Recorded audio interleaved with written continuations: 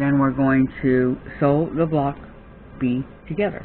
Okay, so we're going to arrange a section 4 on each side of section 5. Place seams as illustrated.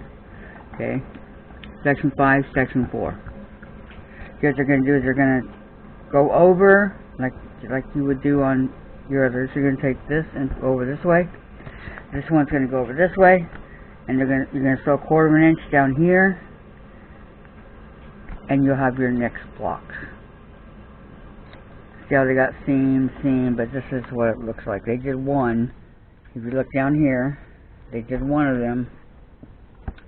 Now they're going to sew this one over, and it's right here, and then put together.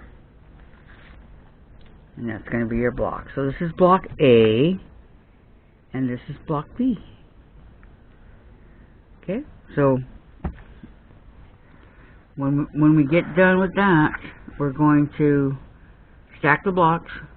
Stack block A, right side up with last seams in vertical positions. Okay, and then stack block B, right side up with seams in vertical position. So we got it all. It's going to go, depending on what you're making, it's going to look like this. These are what they look like when you sew them all together. Okay, here's your wall hanging, your lap, your twin coverlet, your twin extra long, your full and king, or queen, and your king. So this tells you exactly how many blocks you need to make the top part of your quilt. Okay, I need 32 block A and 31 block B. You're going to go across. 1, 2, 3, 4, 5, 6, 7. 1, 2, 3, 4, 5, 6, 7, 8, 9.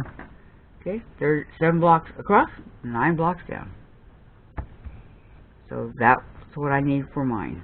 And if we're making a twin, for example, you need 23 block A. 1, 2, 3, 4, 5, 6, 7, 8, 9, 10. 11, 12, 13, 14, 15, 16, 17, 18, 19, 20. 1, 2, 3. And 22 block B. 1, 2, 3, 4, 5, 6, 7, 8, 9, 10, 11, 12, 13, 14, 15, 16, 17, 18, 19, 20, 1, 2. Okay, and you can sew for every block A, you're going to sew a block B using a 1/4 inch seam. All the way down, all the way across. When you get the rows, what you might want to do is take your numbered pins, okay, and let's say we're on row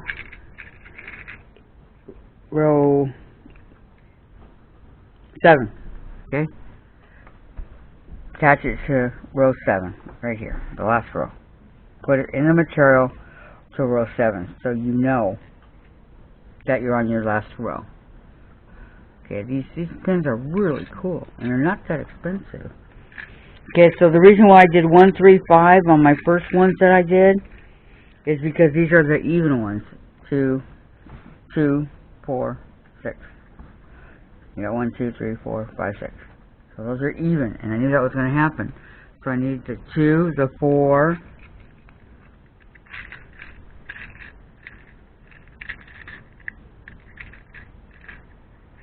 which is in here, the 4, and a 6, which I'll get to later, but that's just give you an example, and write down on a post-it note what you're doing, and use the wonder clip. Okay, so I also wanted you guys, this tells you how to do it, which is what I just told you.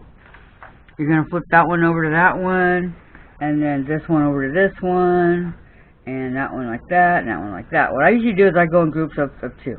I'll take the second one and flip to the first.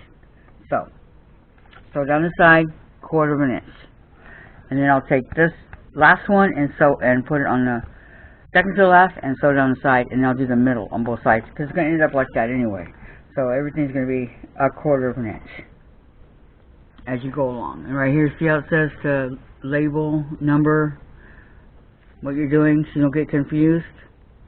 Okay, you pick up the pairs of blocks in the first vertical row from bottom to top. So you start, I guess they want you to start at the bottom, but I'm showing you guys an easier way. Okay, so then that'll be sewn, da da all the way down. So you have to have your stacks as you want them. Lay them out. I know you probably don't have a design wall. I have a really small one, but it works.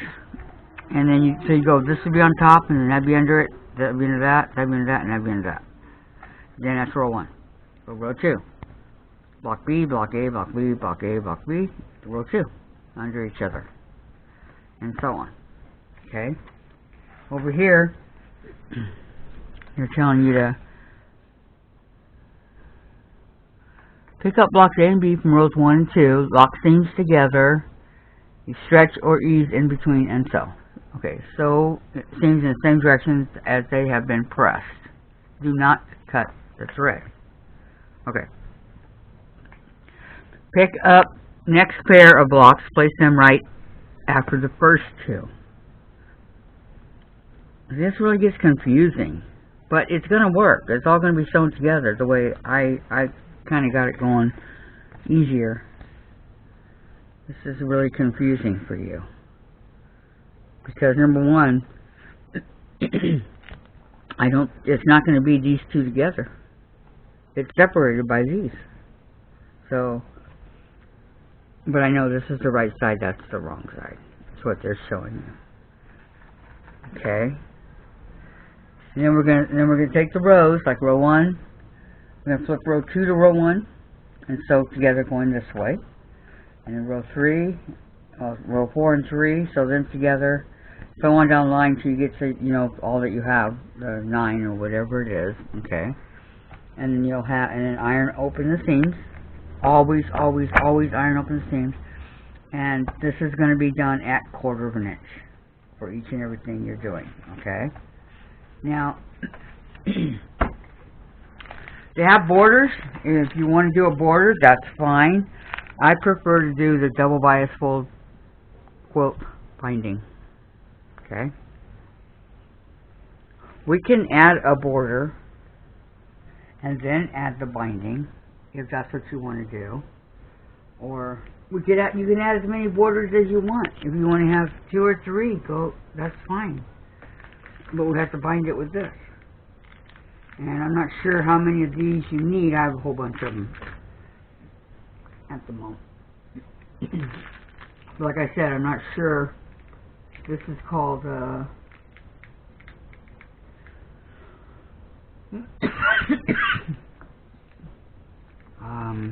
don't know, cotton candy or bubblegum or something like that. Anyway, it's 706216 is where you get it. It's PC706. I got mine at Joann's. 3 yards is how big it is, and there are 2 of them in there, 2 strips, so altogether is 3 yards. So I really like it. It really goes a long way. So the more borders you add, the bigger your quilt. So if you want one, let's say you want to do a strip that's 4 inches. You would have to cut 4 strips that are 4 inches. You have to measure your quilt, and you have to cut 4 strips that are 4 inches. And if you're going to do it on both, that'd be an extra 8 inches. That'd make for a pretty big quilt, but it does work. Okay, this one shows you how to do a special diamond looking quilt or border for your quilt. And here it is over here, using a different kind of pattern that they use in the beginning. But here it is. It looks really pretty. Kind of matches all the, but it is very pretty. And these are called on point. They're squares, but they look like diamonds, and they're called on point. So all kinds of things you can do. Okay. Alright, let's get back to the beginning here. We're going to cut some Not that far at the beginning.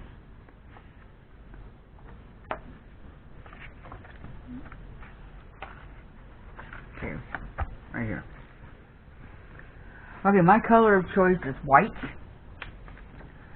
So we're going to fold the background into fours by matching selvages to fold. Square left in. Okay. So here is my white.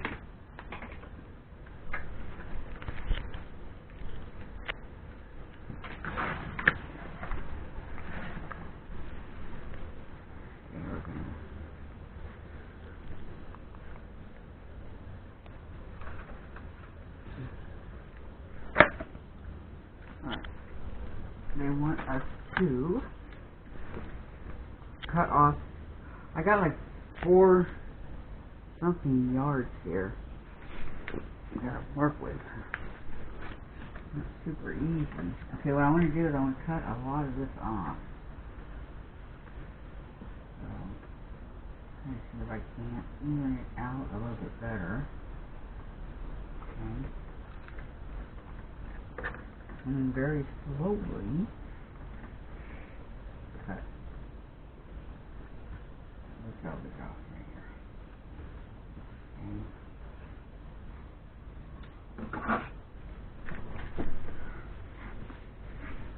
Okay, we're going to use our 2.5-inch ruler with the Omni tape on it. This one, 2.5 by 12. Okay. And we're going to cut the selvage that we don't need.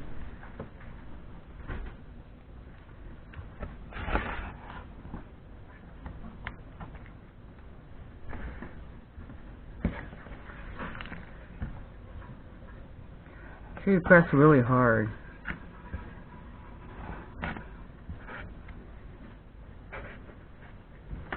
Okay.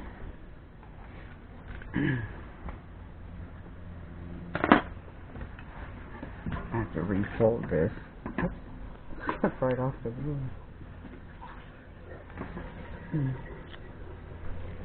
You have to move up a little bit. Refold.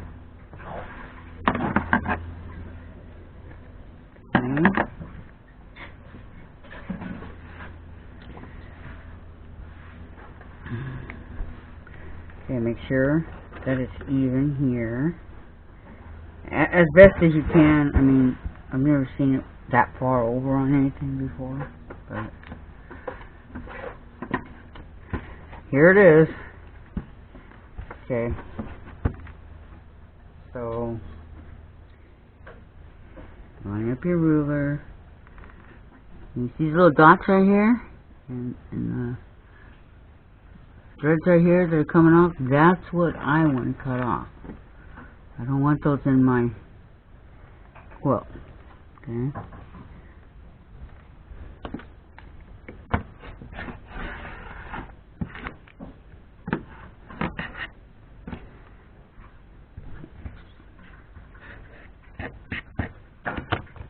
A little bit more to go here.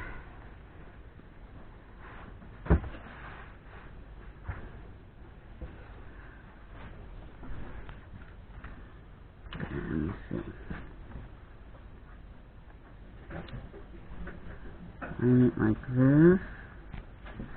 Okay.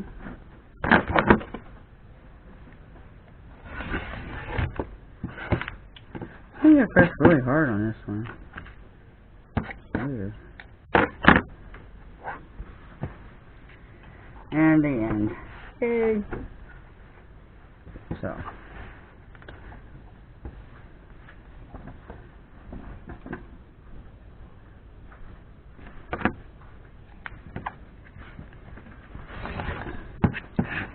Okay. Now what they want you to do is 6.5-inch blocks.